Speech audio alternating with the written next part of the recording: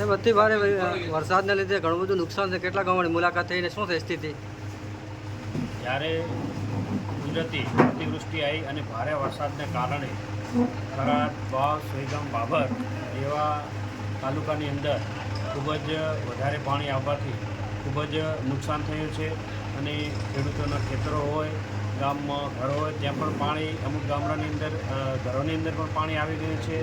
એટલે આમ લગભગ જ્યારથી અતિવૃષ્ટિ ચાલુ થઈ ત્યારથી સોમવારથી લઈ આજ સુધી સતત ગામડાના પ્રવાસમાં છું. લગભગ 40-45 ગામડાનો પ્રવાસ કર્યો છે અને દરેક ગામમાં જવાનો પ્રયત્ન કરી રહ્યા છીએ. અમુક ગામડામાં તો એવી પરિસ્થિતિ ત્યાં જવું હોય તો પણ જવાય એવું નથી, પણ તોય ટ્રેક્ટર દ્વારા ગમે તે બીજા સાધન દ્વારા અમે પહોંચી અને લોકોની પરિસ્થિતિ જાણી અને લોકોને કઈ રીતે ઉપયોગી થવું પડે, લોકોને કઈ રીતે સેફટીમાં રહે અને લોકો કઈ રીતે સુખી થાય એના માટે સૌ સરપંચો પણ એક્ટિવ છે, ગામના લોકો પણ એક્ટિવ છે.